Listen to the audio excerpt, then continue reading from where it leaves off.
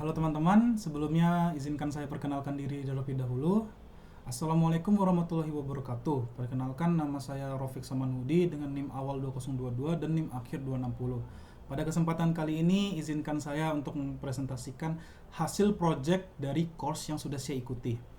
Course yang pertama di sini, saya mengikuti dari Udemy berjudul Master the Theory, Practice and Math Behind Data Science, ML, DL, dan NLP. Nah, di course ini dia menyediakan 62 section, yang dimana di setiap section terdapat beberapa project dari machine learning, deep learning maupun NLP itu sendiri. Nah, di sini saya mengambil dua section saja yang berkaitan tentang NLP. Yang pertama terdapat di section 56 berjudul Simple RNN dan IMDb. Nah, di sini jadi projectnya itu bertujuan untuk memprediksi sebuah kata atau ucapan yang kita berikan ke komputer. Jadi nantinya si Simple RNN-nya akan menjelaskan apakah kata-kata yang kita ucapkan itu termasuk positif atau negatif. Sentimennya itu berupa apa dan berapa persen dari positif dan negatifnya, seperti itu. Jadi yang pertama tentunya kita diberikan requirement juga ya untuk project ini, apa saja important library yang perlu download. Jika tidak ada, tinggal pip install, misalkan pip install TensorFlow, pip install Pandas, dan lain-lain seperti itu. Oke, lanjut ke projectnya. Yang pertama tentunya kita melakukan load dataset. Nah, dataset yang digunakan di sini adalah IMDb. Nah, setahu saya itu tadi saya cek IMDb dataset itu berjumlah 50.000 ya. Nah, jadi di 50.000 dataset itu dia akan dibagi menjadi dua. Di sini dia akan membaginya menjadi dua. Yang pertama adalah training dataset dan testing dataset, yang dimana nanti dua-duanya itu dibagi menjadi 25.000 dan 25.000. Nah, setelah dibagi nanti dia akan akan memunculkan 10.000 kata yang paling sering muncul dari ulasan itu. Nah, nantinya di training di sini kan tadi kita udah ngubah ke indeks-indeks tertentu. Jadi setiap kata ini, jadi setiap indeks ini memiliki kata-katanya masing-masing, seperti itu. Berikutnya nanti kita mengubah sebuah kata, sebuah sentimen, kita membuat dari dua sentimen, yang mana sentimen dengan label 0 itu bersifat negatif dan sentimen berlabel 1 itu berupa positif. Nanti setelah kita melakukan indeks, kita akan melakukan mapping indeks, mengubahnya menjadi sebuah kata lagi untuk understanding, seperti itu. Jadi contohnya itu misalkan di sini.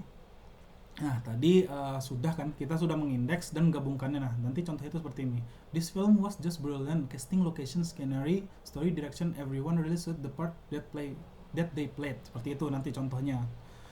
Nah, setelah itu di pemodelan kita akan menggunakan library keras, yang dimana di library keras preprocessing ini dia akan mengambil max length sebanyak 500. Jadi dia akan menambah misalkan menambah 0 hingga jadi 500 dan mengurangi angka hingga menjadi 500 agar tidak menjadi overlapping, seperti itu. Sequence path. Nah, nanti kita menggunakan trend modelnya berupa RNN dengan sequential model, seperti itu. Jadi max feature yang tadi sebanyak 500, max feature-nya itu tadi sebanyak 10.000. Jadi 10.000 kata, yang 10.000 ulasan kata yang keluar mengambil 128 lapisan unit yang bekerja untuk memahami urutan kata-kata tersebut dan membuatnya menjadi 500 tadi kan, 500 length, seperti itu. Setelah sudah, ini model summary-nya yang digunakan. Jadi yang digunakan itu per layer-layer. Jadi analoginya itu misalkan jika kita membuat sebuah kue. Nah, di kue itu kue yang pertama, lapisan paling bawah tuh ada yang namanya embedding, di atasnya lagi ada simple RNN, dan paling atas tuh berupa dense. Seperti itu untuk analogi dari layer-layer ini. Setelah itu nanti kita akan melatihnya aja menggunakan epoch, yang dimana di epoch ini bagusnya menggunakan early stopping. Nah, gunanya apa sih early stopping tuh? Jadi misalkan di sini contoh nih, epoch 1 dia menggunakan akurasi 0,57 dengan loss-nya itu 110.000. Nah, ini loss-nya ini banyak kan. Jadi ini melakukan epoch lagi, mengubahnya menjadi iterasi kedua dengan akurasi lebih bagus dan loss-nya makin tinggi. Nah, nanti dia bakal terus-menerus tuh seperti itu hingga menemukan akurasi yang paling bagus dengan loss yang tidak ada loss nih, bahkan lossnya itu tidak ada sama sekali. Jadi dia bakal berhenti ke iterasi ke-7, walaupun di sini aku ngubahnya sampai iterasi ke-10 seperti itu. Jadi tidak perlu menunggu lama. Oke, jadi nanti setelah training dataset itu kita nyimpan jadi simple RNN dengan format H5. Nah, nanti di ini file yang ini kita akan simulasikannya di sini. Nah, di sini nanti tinggal kita buka ke Streamlit. Nah, di Streamlit itu ini tadi saya udah jalanin. Misalkan di sini aku buat ulang aja. Misalkan this film was the best of the year. Sebuah film ini adalah film terbagus di tahun ini. Of this year. Nah, kita tinggal classify aja nih. Apakah ini termasuk sentimen positif atau negatif? Nah, ternyata di sini keluar classify berupa sentimen positif dengan prediction score 0,62 seperti itu untuk project dari section 56 di Udemy. Seperti itu. Berikutnya saya mengambil juga di section 58. Di section 58 ini hampir sama dengan section 56. Nah, tapi bedanya di 58 ini dia itu gunanya untuk memprediksi kata berikutnya yang akan keluar dari sebuah kalimat. Seperti itu. Untuk eksperimennya tentunya kita mengcollecting data. Nah, data yang dikolek ini dari Shakespeare Hamlet. Nah, contoh datasetnya itu nanti bisa dilihat di sini. Nah, jadi di sini ada beberapa kalimat atau percakapan yang akan digunakan sebagai dataset itu sendiri. Berikutnya lanjut ke preprocessing. Nah, di preprocessing ini nantinya di Hamlet.txt itu akan diprocessing berupa tokenizing. Nah, di tokenizing ini nanti dia akan mengubah setiap kata menjadi lowercase. Nih menjadi lowercase. Berikutnya dengan berikutnya akan fit on the text, yang dimana fit on the text ini nanti dia bakal function ini berfungsi untuk memasukkan setiap kata ke dalam sebuah teks itu. Jadi dia pas gitu di setiap length-nya. Nah, nanti bakal diubah menjadi indeks juga. Jadi setiap indeks itu memiliki artinya masing-masing. Berikutnya ada create input sequence. Nah, nanti di sini dia akan mengubah setiap kata. Apakah di kata sebelumnya dengan kata berikutnya itu saling berhubungan seperti itu. Nah, di sini kan sudah kelihatan tuh indeksnya. Indeksnya ada berapa hubungannya dengan kata lainnya, seperti itu. Ini sama seperti tadi menggunakan max sequence. Berikutnya langsung aja di ini. Nah, untuk modelnya, model trainingnya menggunakan long short term memory dari RNN itu sendiri. Nah, di sini seperti yang tadi menggunakan layer embedding, LSTM, bahkan di sini menggunakan dropout. Nah, dropout di sini itu gunanya untuk menghilangkan 0,2 dari sebuah data. Kalau misalkan dilihat dropout 0,2 ini artinya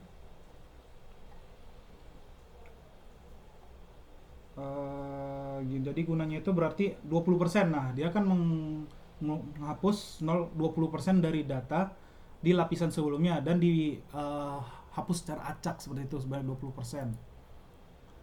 Jadi activation yang menggunakan softmax. Nah, di sini ada layer-layernya, embedding, long short term, tadi dropout juga, STM lagi, dan melakukan dance seperti itu.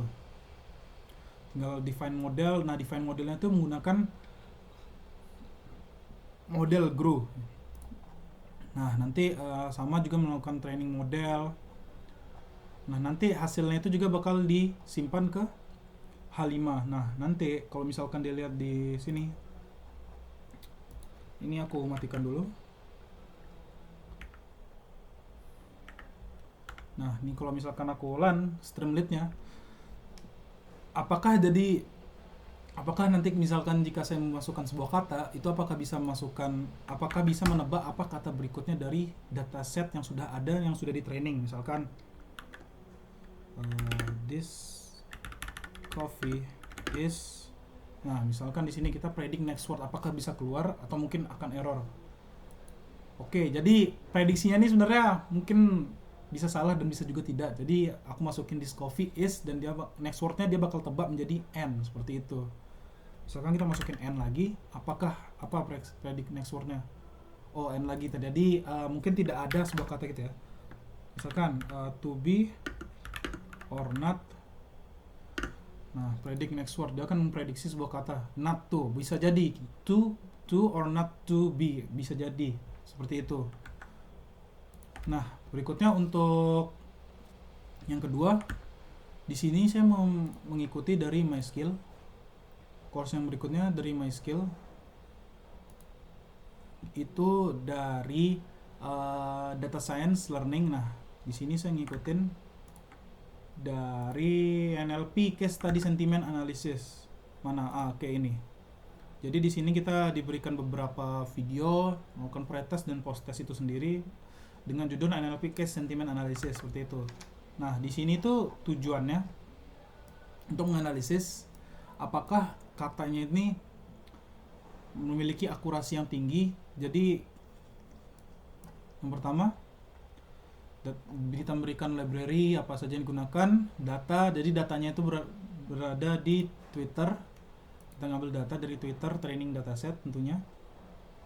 Membaca. Jadi progres yang pertama itu adalah meng-cleaning sebuah data. Di sini dia akan menghapus jika ada kolom yang kosong. Jadi di sini dilihat ada 686 kolom yang kosong. Jadi itu tinggal di drop aja kolom yang kosongnya. Setelah itu menghapus duplicate values. Jadi misalkan ada sebuah kata yang sama, itu bakal dihapus. Nah, di sini ditemukan 2340 duplicate values di sebuah dataset ini. Nantinya itu bakal dihapus. Jadi tersisa 0. Setelah itu menghapus sebuah outlier. Nah, ini penting nih. Kenapa? Jadi di sini ini adalah kata rata-ratanya, rata-rata sebuah kata, panjang kata di Twitter ini. Tapi di sini masih banyak lagi nih yang misalkan kata-katanya itu lebih banyak. Bahkan hingga sampai 200 kata seperti itu. Nah, nanti ini ditangani menggunakan outlier remove, menggunakan kode yang ini. Nah, yang di sini adalah hasilnya nanti. Misalkan outliernya sudah kehapus banyak kan, dari yang 200 sekarang maksimal tuh paling 50 kata saja seperti itu. Oke, nanti ini idenya eksplorasi data analisis. Kata-kata apa aja yang sering muncul, misalkan nih positif, kata-kata love, game, neutral, kata-kata orang-orang yang netral lah dari sentimennya seperti itu, negatif dan irrelatif seperti itu. Bahkan ada kata-kata aneh juga. Jadi berikutnya ada frequency of entity. Ini berisikan berapa banyak entitas dari setiap kata yang ada seperti itu. Misal dari game, misalnya nih Amazon, di sini ada reviewnya ada banyak, CS:GO, games dan lain-lain. Nah, setelah tadi sudah melakukan preprocessing, data cleaning dan lain-lain, kita masuk ke data splitting. Nah, di data splitting ini dia bagi jadi trend dan test dataset seperti itu. Jadi di sini kita masuk ke preprocessing lagi, function, post, dan nanti hasilnya itu menggunakan, nah sebelumnya model. Nah, modelnya tuh ada beberapa. Yang pertama menggunakan logistic regression, neighbor classifier, decision tree hingga random forest. Nah, nanti di sini kita lihat ada, kita membandingkan beberapa classifier. Tadi yang kita gunakan adalah neighbor dengan akurasi 0,99, random forest 0,97. Jadi dari 4 classifier, 4 model yang digunakan adalah, yang paling bagus adalah neighbor classifier, yang dimana mendapatkan akurasi sekitar 0,992 dengan akurasi yang lumayan tinggi, 0,96. Mungkin di bawah sedikit dari random forest, tapi terlihat bahwa akurasinya tuh sebenarnya lebih bagus daripada random forest seperti itu. Nah, baik, mungkin sebenarnya itu saja ya untuk hasil yang saya pelajari selama course ini dan project-project yang saya ikuti. Jadi project pertama dari Udemy tadi end-to-end encryption, yang dimana di section 56 dia itu menjelaskan bahwa